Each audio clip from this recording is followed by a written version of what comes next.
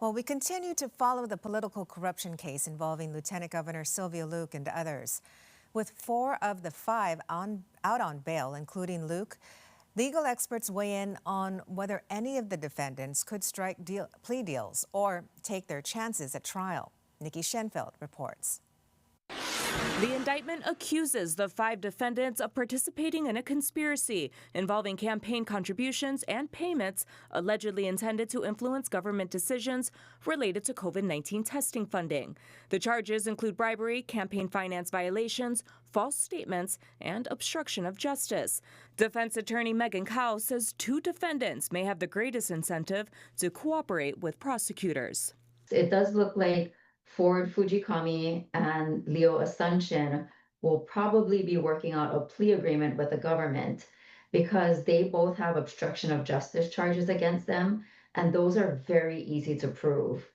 And so the government typically uses leverage over the defendants when there's an obstruction of justice charge to get them to cooperate very early on. She says obstruction cases are often easier to prove because prosecutors can compare what defendants told investigators against bank records, checks, and other evidence. For the bribery charges, Kao says prosecutors face a higher burden because jurors must also hear evidence proving that the payments were intended to influence official actions. The government is going to need a person to testify that this was the intent, this was the basis for paying the money. You can't necessarily get that from the text messages because it's just confirmation that money has been exchanged.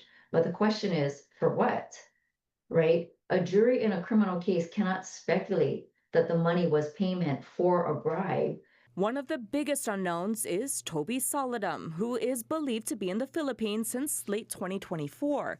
Kao says if he doesn't return to Hawaii, that could affect part of the state's case because he is a material witness. She could fight those charges because there will be no person to get up on the stand to say this was the intent behind the payment of the money. If the government cannot find Toby and he's missing for years, then it's likely that Miss Luke and Mr. Yamane will try to ask for trials very quickly and move forward to trial quickly before the government can find Toby, if ever.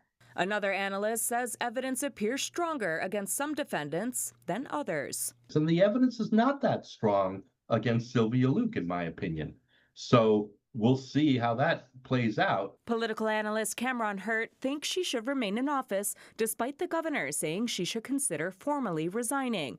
Hurt says the evidence against Luke appears more like an ethics and campaign violation than a crime. All this indictment shows us indefinitely is that there was a lobbyist with a very strong pressure campaign. Now, when it comes to Lieutenant Governor, though, you see in the indictment itself pushback. He says one big question remains unanswered. The part that nobody can run away from is we don't have an explanation still about $35,000 in a paper bag. The Attorney General's office has not said whether additional charges or defendants could follow. Nikki Schenfeld, KHON2 News, working for Hawaii.